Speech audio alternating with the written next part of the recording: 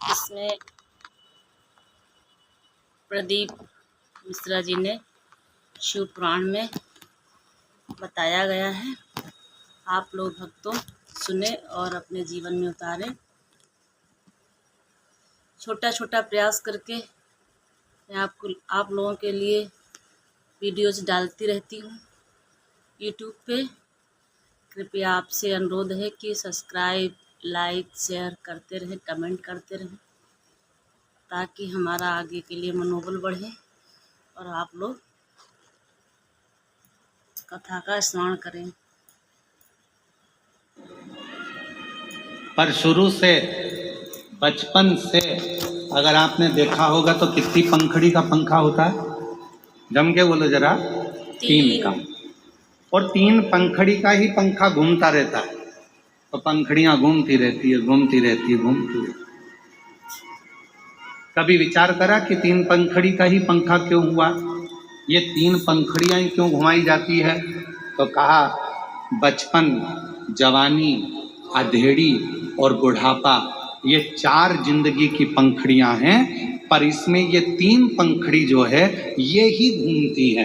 बचपन खूब घूमता है, जवानी खूब घूमती है और अधेड़ी घूमती है। चौथे नंबर की जो पंखड़ी है ना, वो तो लटकी की लटकी रहती है, क्योंकि उसको मालूम है अपना घूमने का समय नहीं, अपना तो ठहरने का समय है और जिंदगी को साधने का समय है।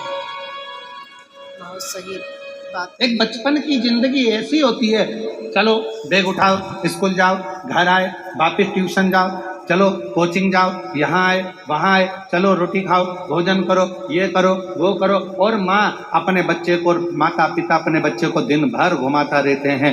बचपन पूरा खत्म हो जाता है, जवानी आती है, फिर दिन भर घूमना फिरना, ये काम वो काम और कमाना करना, ये सारे काम में लगना पड़ता है। विवाह हो जाता है, शादी हो जाती है, गृहस्थी का बोझा माथे पर चढ़ जाता है। फिर आ जाती है अधेड़ी। अधेड़ी में बहन के घर मायरा भरना है, फिर वहाँ जाना है, ये काम करना है, बच्चों की शादी करना है, उसका ये फंक्शन करना है, उसका वो फंक्शन करना है, कहीं बुआ जी के यहाँ जाना है, कहीं सारे संबंध निभाना है, सारी रिश्तेदारी निभाना है। बड़ा निभा कर चलना पड़ता, बड़ा।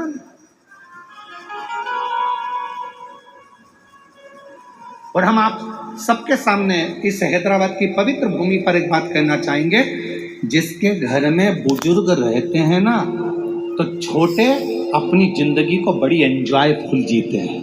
याद रखना, बड़ी एंजॉय से, बड़े खुश होकर जीते हैं। और जिस घर के बुजुर्ग, जिस घर के बड़े चले जाते हैं ना, तो जो घर में छोटे होते हैं ना, उनको भी बड़े जैसे निभाना पड़ता है। बुआ जी के यहाँ जाना है, काका जी के यहाँ जाना है, चाची जी के यहाँ जाना है, नाना जी के यहाँ जाना है, मामा जी के यहाँ जाना है, उसके यहाँ जाना है। जिसके यहाँ नहीं जाएंगे तो मुंह फूल जाएगा। बताओ, मम्मी जी थी वो तो आ जाती थी, अब भैया के पास टाइम नहीं मिलता। फिर कहेंगे कि बताओ हमारी ननन थी तो ये काम हो जाता था, हमारे नंदोई थे तो ये काम हो जाता था। अर्थात निभाना पड़ेगा।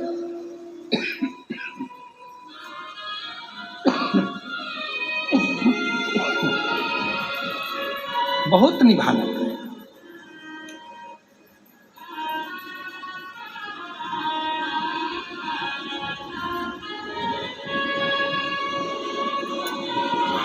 जब तक घर में बड़े हैं, जब तक घर में बुजुर्ग बैठे हैं, घर में बड़े बैठे हैं, जब तक तुम्हारे घर में बुजुर्ग विराजमान हैं, बड़े विराजमान हैं, समझ लेना कि तुम्हारी जिंदगी बहुत एकदम मस्त जिंदगी चल रही है। बड़े के होने से, बुजुर्ग के होने से।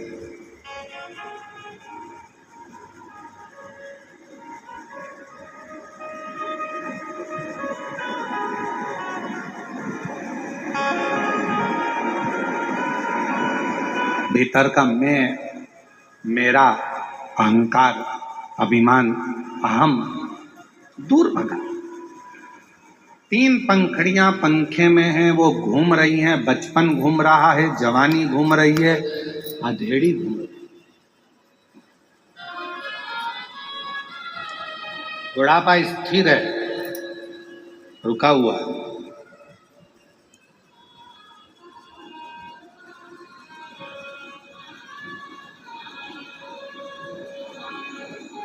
और जब ये बचपन, जवानी, अधेड़ी निरंतर घूमती रहती है, निरंतर घूमती रहती है, भागती रहती है, तब तक व्यक्ति की जिंदगी में सुकून, शांति नहीं रहती।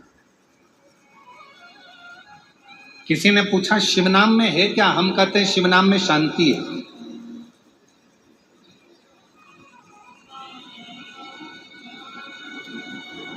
जब मन बड़ा उदास हो जाए, एकदम मन में अशांति आ जाए और मन बड़ा विचारणीय परिस्थिति में पड़ जाए, कहीं किसी के ताने, किसी के अपशब्द, किसी की गालियां, किसी के आड़े टेढ़े शब्द तुम्हारे कानों में बार बार चुभ रहे हो, बार बार बुद्धि में आ रहे हो, उस समय पर 2 क्षण मौन होकर नंदी के पास बैठकर श्री शिवाय नमस्ते जम के बोलो, श्री शिवाय नमस्तुभ्यम का स्मरण करो। श्री शिवाय नमस्तुभ्यम को 2 क्षण बैठकर पुकार लो।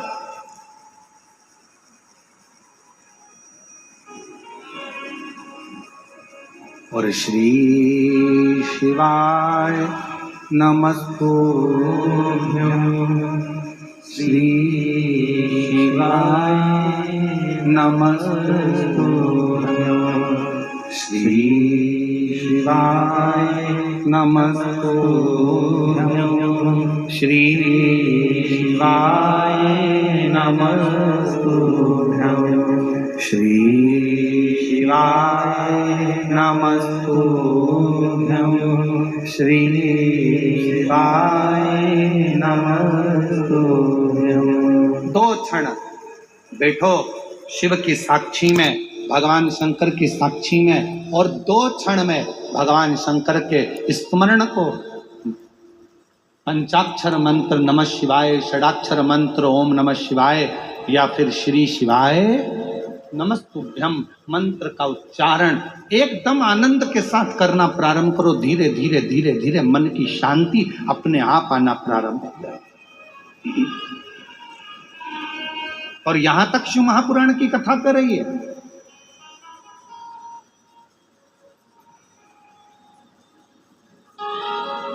पंचाक्षर मंत्र का जाप करने के लिए नमः शिवाय बोलने के लिए बैठो, या षडाक्षर मंत्र का जाप करने के लिए ओम नमः शिवाय करने के लिए बैठो, या श्री शिवाय नमस्तुभ्यम का जाप करने के लिए बैठो, उस समय पर आपके मन की केंद्रता भगवान शंकर के शिवलिंग पर होना चाहिए।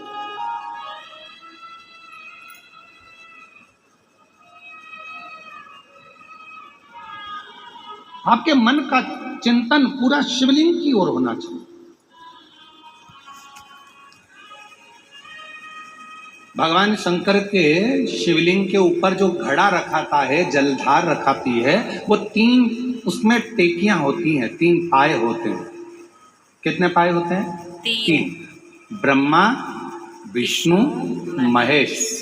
जल का घड़ा, उसमें से एक एक बूंद जल नीचे गिर रहा है, अर्थात वो जल बता रहा है कि ब्रह्मा, विष्णु और महेश ये तीनों एक है, इसमें कोई भेद नहीं है। आप ब्रह्मा जी की अगर निंदा कर रहे हैं तो समझ लें शिव की निंदा हो रही है। आप शिव की निंदा कर रहे हैं, समझ लें भगवान नारायण की निंदा हो रही है। नारायण की निंदा कर रहे हैं, समझ लें भगवान शंकर की निंदा कर रहे हैं। ये तीनों सम है, क्योंकि इसमें एक एक बूंद जो जल गिर रहा है ये हमें बता रहा है कि ब्रह्मा, विष्णु और महेश, इन तीनों में कोई भेद नहीं है। इसलिए शिव जी की आरती में भी ये प्रसंग आता है, ब्रह्मा विष्णु सदा शिव जानते विवेका, भोले जानते विवेका, प्रणव अक्षर के माते,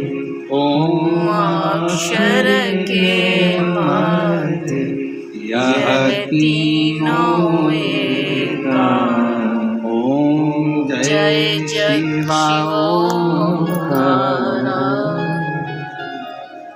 तीनों एक, इसमें भेद नहीं है। हम भगवान में भेद कर कर बैठे हुए हैं। किसी ने कहा भगवान में, यहाँ तक शास्त्र कहता है शिव महापुराण की कथा, यदि मन पड़े तो एक बार भगवान शंकर की सारी पुराणों का अध्ययन करिए। कभी कूर्म पुराण का अध्ययन करो, कभी ब्रह्म विवर्त पुराण का अध्ययन करो, कभी नर्मदा पुराण का अध्ययन करो, कभी लिंग पुराण का अध्ययन करो, कभी नारद पुराण का अध्ययन करो, कभी विष्णु पुराण का अध्ययन करो। सारी पुराणों का अध्ययन करोगे तो उस अध्ययन में निकलेगा कि ये 3 इनमें कोई भेद नहीं, ये तीनों एक हैं। संसार के लोगों ने अपने लिए इनमें भेद उत्पन्न कर दिया कि ये बड़े वो छोटे, ये छोटे वो बड़े। संसार के लोग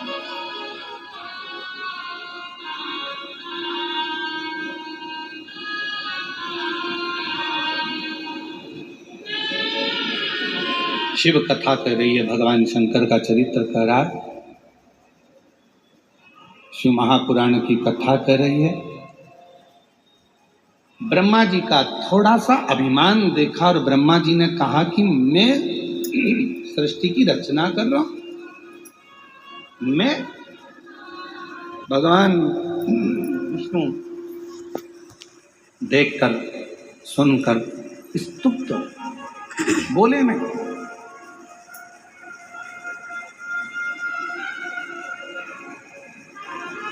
समझ गए जिस मुख से